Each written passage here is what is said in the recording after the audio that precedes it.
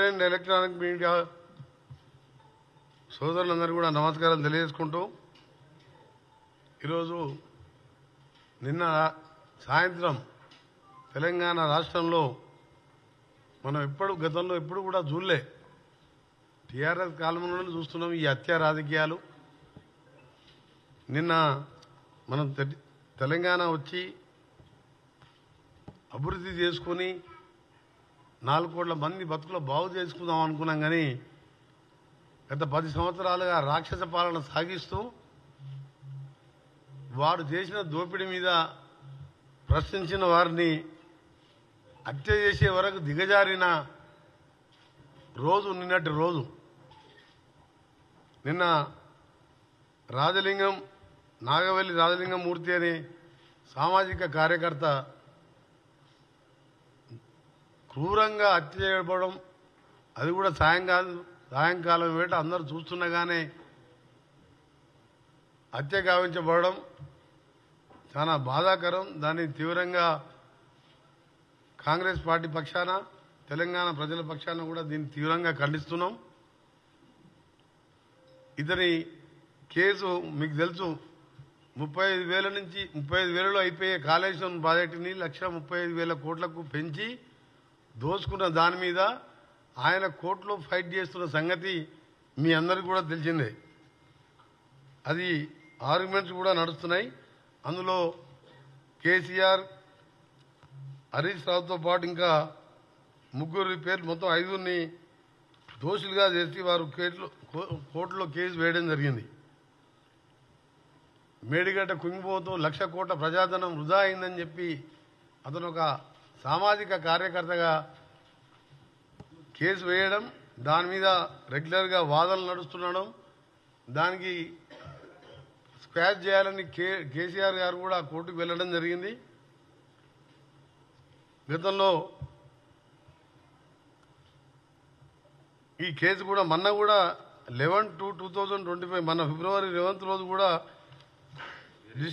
Hearing ఉండే district session judge Bhupalpally దగ్గర. నిన్న హత్య జరగడం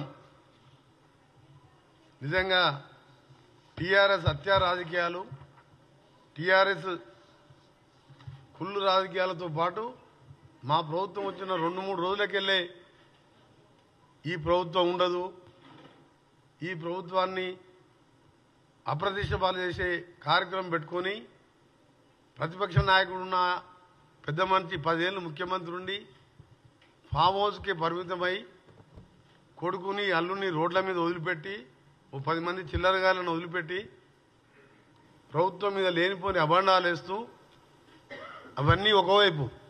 కానీ నిన్న జరిగిన హత్య మాత్రం చాలా బాధాకరం. దీనికంటే ముందు సంజీవ్ రెడ్డి అనే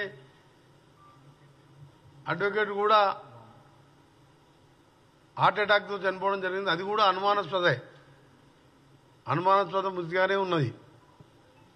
ఈరోజు జరిగిన హత్య మీరు టీవీలలో ఇప్పుడు మీరు చూడండి, మీకు కూడా చూపిస్తాం. ఇప్పుడు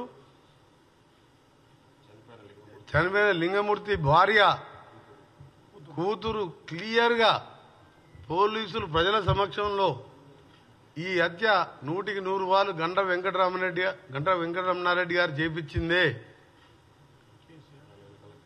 వాళ్ళ బిడ్డ, ఆ భార్య, మొత్తం వీళ్ళ వెనుక కేసీఆర్, కేటీఆర్ ఉండి, హరీష్ రావు గారు ఉండి ఈ కేసు హియరింగ్ వస్తున్నది. దీని మీద దోషులుగా తేలుతారు కాబట్టి కిరాయి అంతకులతో చేపించిండు.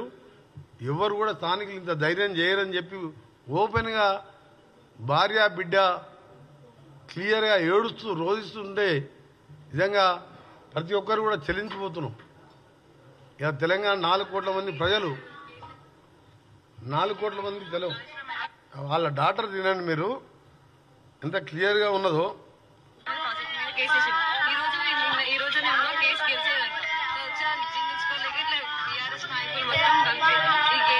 కేటీఆర్ కి పెట్టిన వీళ్ళ నుంచి గంట నుంచి ఇక్కడ ఉండాలి, ఇక్కడ ఉన్న వాళ్ళకి వాళ్ళకి సీన్ లేదు, వాళ్ళు ఇక్కడ పెట్టించి వాళ్ళంతా ఇట్లా చంపిస్తుంటారు.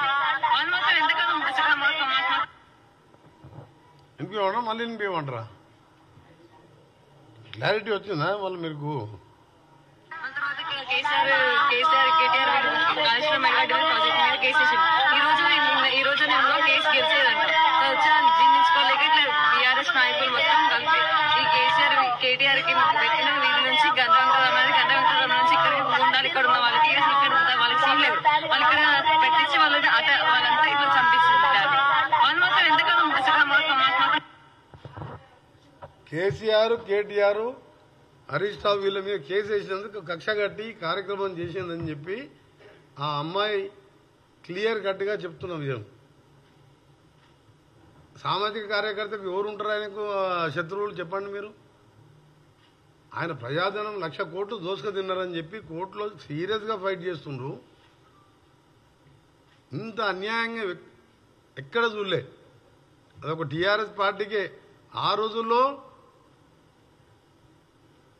నీళ్లు పోసుకొని పెట్రోల్ లాగా యాక్టింగ్ చేసుకుంటూ అగ్గిపెట్టి దొరకలేదని చెప్పి అమాయకులని ఆ రోజు అమాయకుల యువకులనికి చావడానికి కారకులైండ్రు.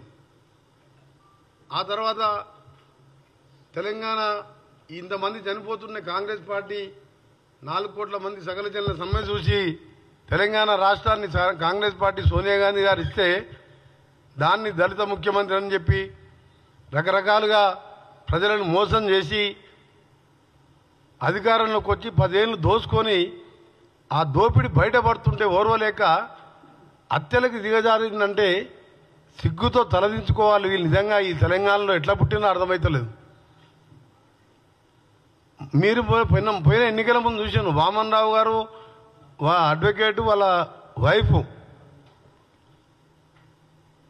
నడి రోడ్డు మీద డే టైం మర్డర్ చేసిండ్రు. మర్డర్ చేసిన వ్యక్తి ఎవరో అందరికీ తెలుసు. అక్కడ అతని మీద కేసు పెట్టకుండా సిగ్గు లేకుండా అతనికే టికెట్ ఇచ్చింది, మళ్ళీ ఎమ్మెల్యే టికెట్. అక్కడ ఉండి ఆ రౌడీజం, మైనింగ్, శాండ్ మైనింగ్ అన్ని మాఫియాలు తయారు చేసుకుంటూ అక్కడ శ్రీధర్ బాబు గారిని కూడా ఆయన ఎవరు జోలికి పోయే వ్యక్తి, ఆయనను కూడా హత్య చేయించే ప్రయత్నం చేసిన వ్యక్తికి మళ్ళీ ఆయనకే టికెట్ ఇచ్చిండు. దేశమంతా రాష్ట్రం అంతా కోడే కూసింది. వామన్ రావు భార్య భర్తల హత్య కారకులు ఎవరు, ఆయనకే టికెట్ ఇచ్చిండు.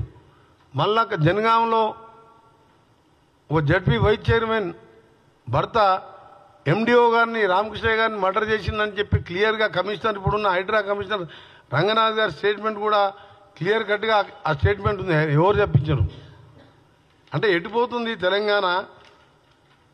దీనికోసమైనా తెలంగాణ మనం తెచ్చుకున్నది. ఈరోజు అపహరించిన రోజే రామకృష్ణయ్య హత్య, ఏది ఎండిఓ గారిది. క్లియర్ కట్గా భూ వివాదాలే కారణం. వరంగల్ సిపి ఏవి రంగనాథ్, బీఆర్ఎస్ నేత, జెడ్పీటీసీ భర్త గిరిపోయిన అంజయ్యే మాజీ ఎంపీడీఓ రామకృష్ణ హత్య సూత్రధారి. ఈ కిడ్నాప్ హత్య సుపారీ గ్యాంగ్ చేసింది. ఈ అంజయ్య హత్య కంటే ముందు బాంబను అని చెప్పి క్లియర్గా కమిషనర్ గారు స్టేట్మెంట్ ఇచ్చారు. ఈరోజు ఓపెన్గా గండ్ర వెంకటరమణారెడ్డి గారు ఆ రోజు మా పార్టీలో గెలిచి అమ్ముడు పోయి మళ్ళీ వాళ్ళ భార్యని టీఆర్ఎస్లో జడ్పీ చైర్మన్ చేసుకొని ఇవాళ కేటీఆర్, కేసీఆర్, హరీష్ రావు మాటలని ఒక మంచి వ్యక్తిని హత్య చేయించడాన్ని తీవ్రంగా ఖండించడమే కాదు, మేము ప్రభుత్వాన్ని కూడా డిమాండ్ చేస్తున్నాం. ప్రభుత్వంలో మంత్రిగా అలాగే ఒక తెలంగాణ వాదిగా, ఎందుకంటే ఇది మంచి పద్ధతి కాదు. నువ్వు దోచుకున్న మాట వాస్తవం, అందరికీ తెలిసిందే. అది ఎన్డీఎస్ఏ వాళ్ళు చెప్పిండ్రు, కేంద్రం దాని మీద ఘోష్ కమిటీ చెప్పింది. ఇదే కాదు, పైన ఉన్న అన్నారం సుందీలో కూడా మేము గ్యారంటీ ఇవ్వలేము, ఎప్పుడు కూలిపోతావో అని చెప్పడం వాళ్ళ రిపోర్ట్ కూడా ఇచ్చిండ్రు. మరి ఇంత బరి తెగించి మాట్లాడుతుంటే నిజంగా మధ్యలో మీరు లగ్జర్లలో చూసిన కొడంగల్లో సాక్షాత్ డిస్ట్రిక్ట్ మేజిస్ట్రేట్, కలెక్టర్ అంటే డిస్ట్రిక్ట్ మేజిస్ట్రేట్, ఆయనని కేటీఆర్ గారు ఎవరైతే దాడి చేసిన సురేష్ అనే రౌడీ షీటరు 72 సార్లు ఫోన్లో మాట్లాడి అక్కడున్న మాజీ ఎమ్మెల్యేతో కలిసి కలెక్టర్ని కూడా దాడి చేసిండ్రు. వీళ్ళది ఒకటే, తెలంగాణ అభివృద్ధి కావద్దు, తెలంగాణకు నిధులు రావద్దు, కంపెనీలు రావద్దు, తెలంగాణలో రేపు స్కిల్ యూనివర్సిటీ కానీ అమెజాన్ మన దావోస్లో 1,78,000 కోట్ల పెట్టుబడులు కానివ్వండి, మేము చేసే ఇందిరమ్మ ఇల్లు కానివ్వండి, 200 యూనిట్ల కరెంటు ఇవాళ 50 లక్షల కుటుంబాలకు ఇచ్చే కార్యక్రమం కానివ్వండి, ఆర్టీసీ ఉచిత ప్రయాణం కానివ్వండి, ఈయన ₹1,00,000 రుణమాఫీ అని చెప్పి 5 విడతలుగా ఇస్తే మేము ఇప్పటికే దాదాపు 70% మందికి 2 లక్షల రుణమాఫీ చేసి దేశంలోనే రికార్డు సృష్టించారు మా ముఖ్యమంత్రి గారు. ఆర్థిక పరిస్థితి బాగాలేకపోయినా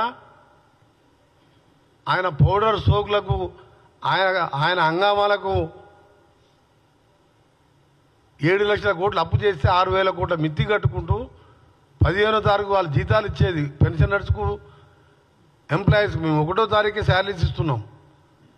ఇన్ని కార్యక్రమాలు చేస్తూ ఇంకా కూడా చేయవలసిన కార్యక్రమాలను చేయాలని చెప్పి పట్టుదలతోని మా ముఖ్యమంత్రి గారు ముందుకు పోతుంటే దీన్ని ఈ విధంగా రాజలింగమూర్తి గారిని హత్య చేయడం క్లియర్ కట్గా ఉన్నది.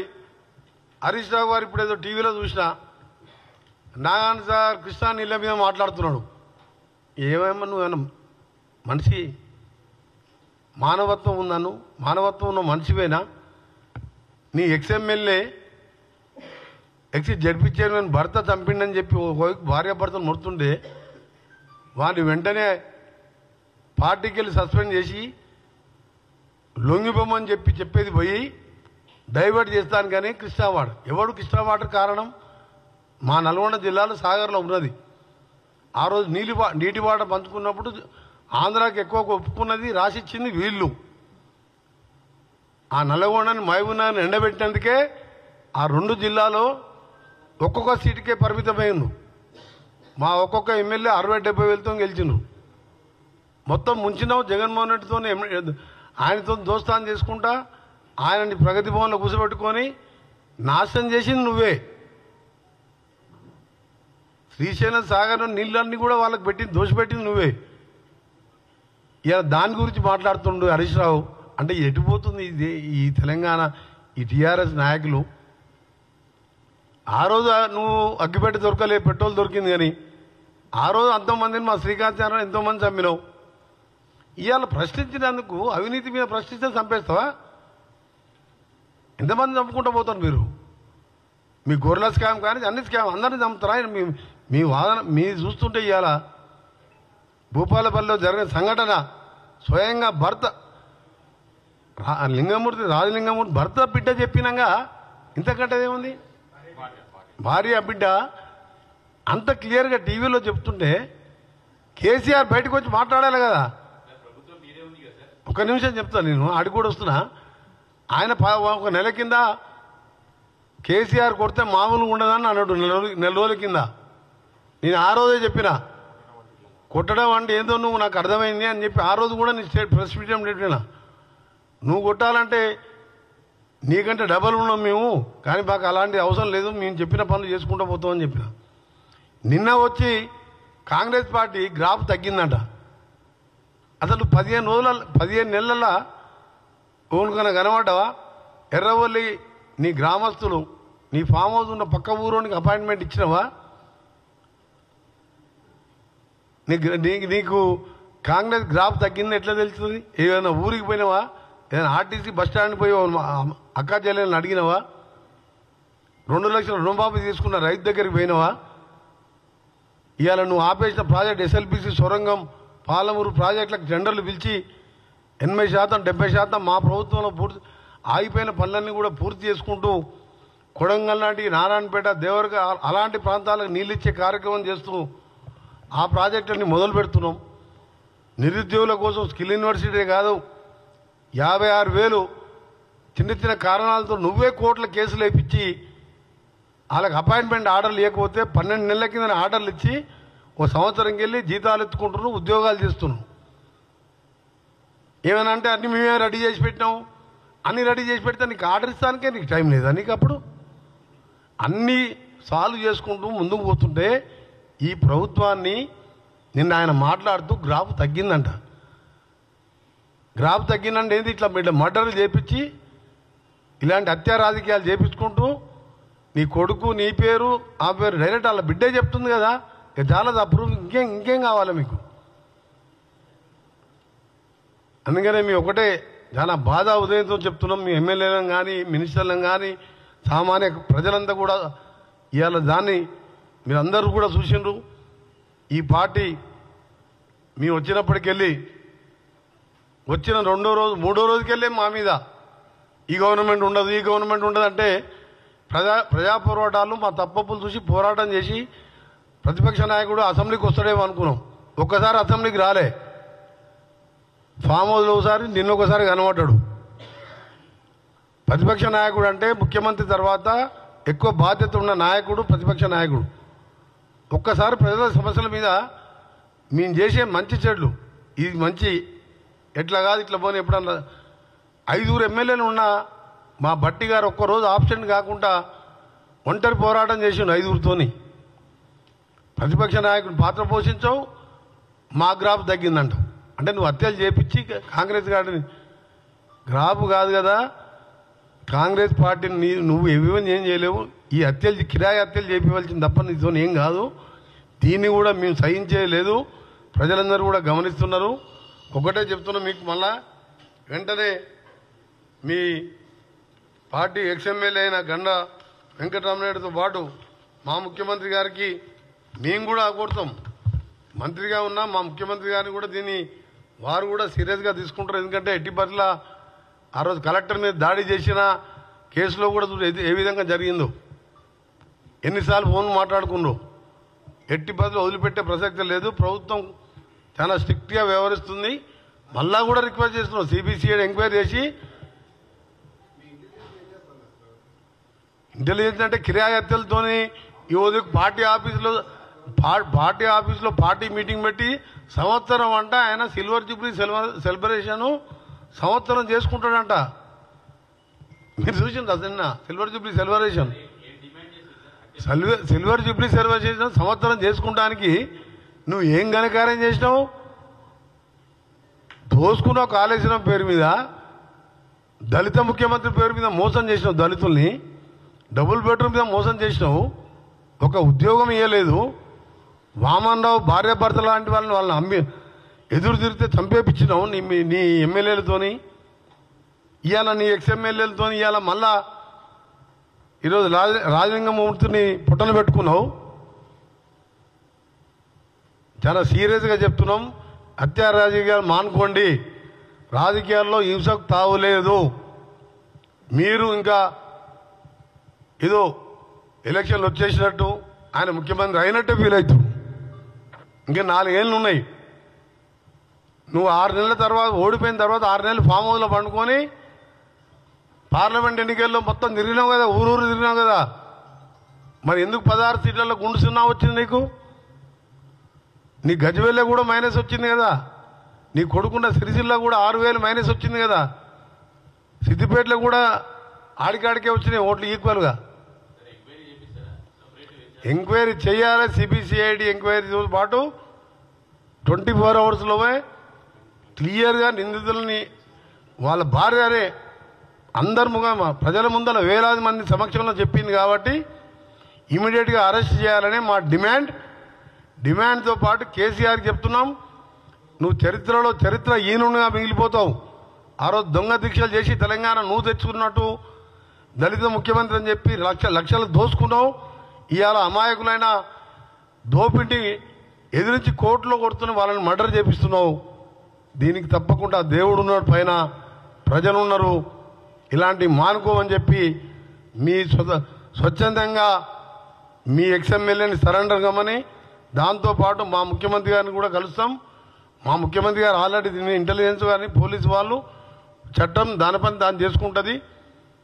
ఇవాళ మేము డిమాండ్ చేసేది ఒకటి కాదు 2 కాదు, కలెక్టర్నే ఏకంగా కలెక్టర్ని కూడా మర్డర్ చేయడానికే పోయిండ్రు మీరు.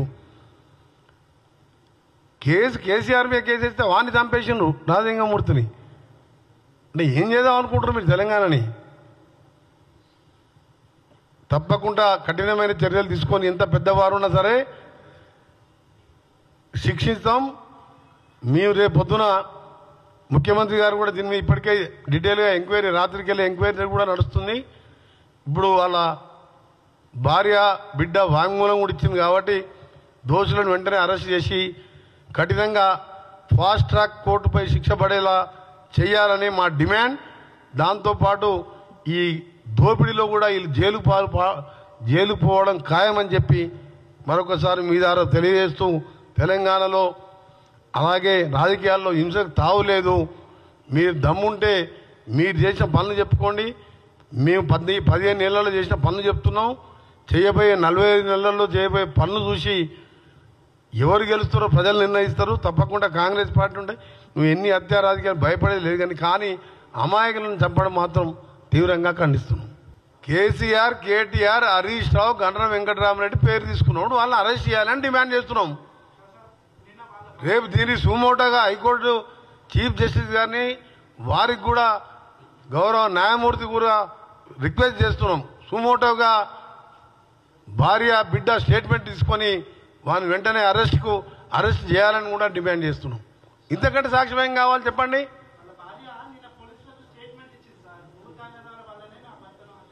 ఇప్పుడు టీవీ చూడరాదు, లైవ్ టీవీ అన్ని టీవీలలో వస్తుంది. ఇప్పుడు మీకు వినిపించింది మొత్తం క్లారిటీ లేకుండా వచ్చు, మళ్ళా కావాలని పెద్ద స్క్రీన్ వినిపిస్తాం. ఇప్పుడు జరగంగానే ఏమని తెలుసా, అలా బిడ్డ ఏమంటుంది, స్థానికంగా ఉండే ఎవరు కూడా ఇంత ధైర్యం చేయరు, బయటికి వెళ్ళి కిరాయి మూటను తీసుకొని హత్య చేయించిందని క్లియర్ కట్గా వాళ్ళ డాటర్ చెప్పింది, వాళ్ళ భార్య చెప్పింది.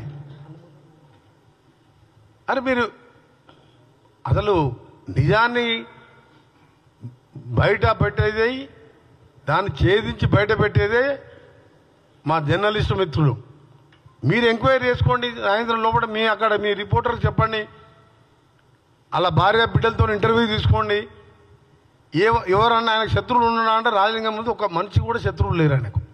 ఎవరు చంపుతారు ఆయనని? అంత కిరాతకంగా ఎవరు చంపుతారు? కేసు మన 11/2 ఫిబ్రవరి 2 రోజు ఉండే మన డిస్టిక్ ప్రిన్సిపల్ జడ్జి దగ్గర. ఇంకెవరు ఆయన శత్రువులే లేనప్పుడు ఎవరు చంపుతారు చెప్పండి మీరు? ఆయనకు ఆస్తులు లేవు, పాస్తులు లేవు, ఏం లేదు, సామాజిక కార్యకర్త.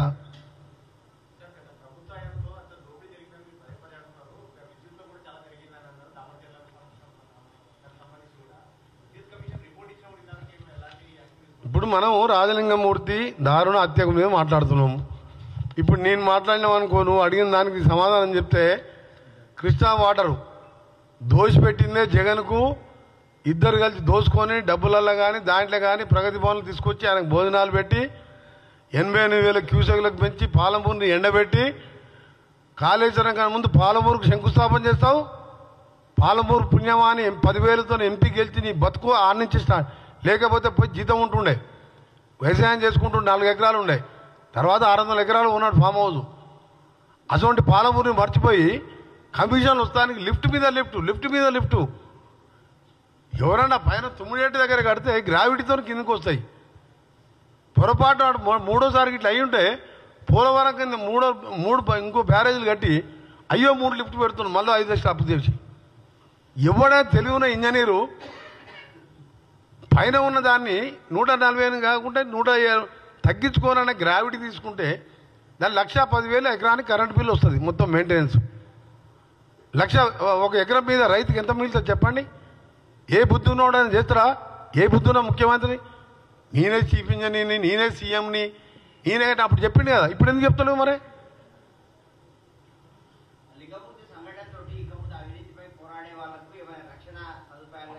తప్పకుండా పోరాడతాం, ప్రజలు కూడా బుద్ధి చెప్తారు. ఇలాంటి పార్టీ తెలంగాణలో స్థానం లేదని చెప్పి ప్రజలు కూడా వీళ్ళకి శిక్షించే రోజు త్వరలో. ప్రభుత్వం కూడా ఎవరైనా కేసులు వేసినా వారి మీద మాట్లాడినా వాళ్ళకు కూడా ప్రభుత్వ పరంగా రక్షణ కల్పిస్తాం. ఇలాంటి వారిని భయపడేది లేదు. కానీ ఇవాళ ఒక మంచి వ్యక్తిని, సామాజిక కార్యకర్తని పోగొట్టిన బాధల్లో ఉన్నాం మేము. అందుకనే మీరు దామరచెల్లన్నా అదన్నా ఆయన కృష్ణా వాటర్ గురించి మాట్లాడినట్టే ఉంది. ఉదయం వెళ్ళి చెప్తుంది వాళ్ళ భార్య బిడ్డ గంట వెంకటరామరెడ్డి సబ్మిట్ అని. అదే హరీష్ రావు, ఆయనకే నా మెంబర్షిప్ అంట, మొత్తం సిల్వర్ జూబ్లీ ఉత్సవాలంట సంవత్సరం పెద్ద ఘనకార్యం చేసి పొడిచింది ఆయన తెలంగాణని. 7 లక్షల కోట్లు అప్పు చేసి దోసుకు తిన్నారు. జైళ్ళ చుట్టూ, కోట్ల చుట్టూ, ఢిల్లీలో జైళ్ళ చుట్టూ తిరుక్కుంటా ఆయన దాని గురించి మాట్లాడుతా వెంకటరామరెడ్డిని సస్పెండ్ చేస్తున్నాం అని చెప్పి వాళ్ళ భార్య చెప్పినప్పుడు అది మాట్లాడుకుంటా కృష్ణా మాట అంటే డైవర్షన్ ఆఫ్ పాలిటిక్స్. ఇదంతా బాధతో చెప్తున్నాం. మేము తెలంగాణ ప్రభుత్వంలో ఉన్నాం కాబట్టి ఇవాళ మాకు ఎంత బాధ అనిపిస్తుంది అంటే, ఆ రోజు తెలంగాణ వస్తే దోసుకోవచ్చని చెప్పి దొంగ దీక్షలు చేసి నిమ్స్ హాస్పిటల్ దీక్ష చేస్తారు. ఎవడన్నా రోడ్డు మీద దీక్ష చేస్తారు. కానీ మా గోనె ప్రకాష్ రావుకు ఆర్టీఐ ద్వారా తీసుకుండు, ఎన్ని ఇంజక్షన్లు తీసుకుండు, ఎన్ని విటమిన్ డి ఇంజక్షన్లు తీసుకుండని. ఏమైనా అంటే చావు నోట్లో పోయి తలకాయ తెచ్చినాను. మరి చనిపోయిన వాళ్ళు ఉన్నారు. శ్రీకాంతాచారి చనిపోయి ఏమైండు, వాళ్ళ తల్లి ఇప్పుడు నా దగ్గరకు వచ్చింది. వచ్చినప్పుడే ఇక ఇంటి దగ్గర ఉన్నది, పని ఉందంటే ఉండు మళ్ళీ వస్తున్నా అని చెప్పిన. ఆమె గురించి ఎందుకు మాట్లాడలేదు. నువ్వు నీ కుటుంబ సభ్యులు నీ బంధువులు దోసుక తిని ఇవాళ ఎదురు తిరిగితే చంపిస్తారా? పాపం తగిలిపోతారు చెప్తున్నా. మీరు తప్పకుండా చట్టపరంగా శిక్షపరంగా ఫాస్ట్ ట్రాక్ కోర్టు ఏర్పాటు చేయాలని మా సీఎం గారికి కూడా డిమాండ్ చేస్తూ, గౌరవ న్యాయమూర్తులకు కూడా, ఎందుకంటే క్లియర్ కట్గా వాళ్ళ భార్య బిడ్డలే ఇస్తున్నారు.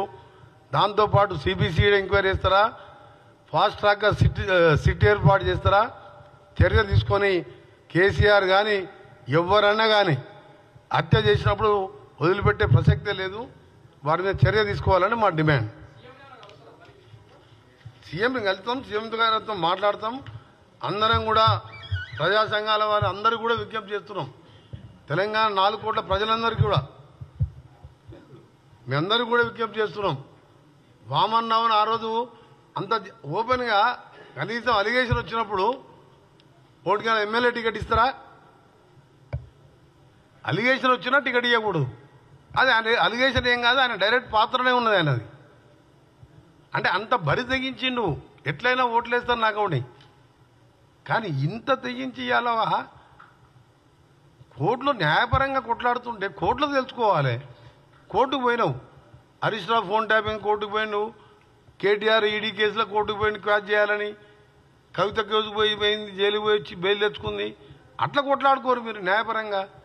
కానీ చంపించడం ఏంది? మీరు మనుషులు చేసే పనేనా? మృగాలు చేసే పనిది.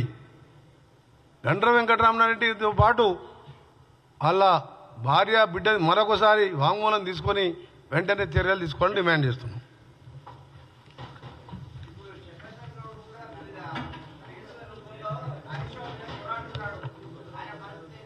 చక్రధర్ గౌడ్ అయినా సరే ఇంకెవరు వచ్చినా తప్పకుండా మేము రక్షణ కల్పిస్తాం.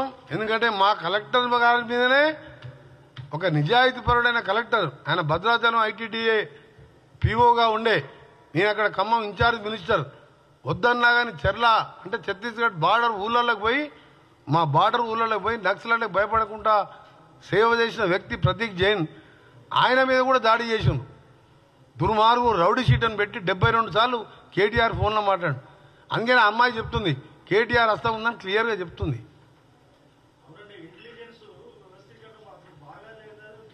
ఇంటెలిజెన్స్ కాదు సామాజిక అట్లా సార్, అది కాదు, అవన్నీ వస్తారు. సామాజిక కార్యకర్తని చంపుతారని అనుకుంటారా? అది యూపీ లాంటి రాష్ట్రంలో దేశంలో ఎక్కడ లేదు ప్రపంచంలో. లీగల్ కొట్లాడాలి. మనిషిని చంపిస్తే ఆ మనిషిని దేవుడు కూడా వాపస్ తీసుకురాలేనండి. లక్షల కోట్లు పోతే కూడా సంపాదించుకోవచ్చు, కానీ మనిషిని కూడా తీసుకొస్తారు. పెళ్లి కానీ అమ్మాయి ఉంది, అలా ఏడుస్తుంటే మన కళ్ళలో నీళ్ళు వస్తలేవా? మన కుటుంబ సభ్యుని పోగొట్టుకుంటున్నాం, బాధపడుతున్నాం మేము. అంత ఓపెన్గా అన్నిసార్లు వాళ్ళు ఏం లేనిదే ఉట్టిలో చెప్తారు. వాళ్ళకి అనుమానం లేనిదే భార్య బిడ్డ చెప్తారా? కేసీఆర్, కేటీఆర్, హరీష్, గండ్ర వీళ్ళ పాత్ర ఉంది, కిరాయి అంతకులను తీసుకొని చంపించిందని.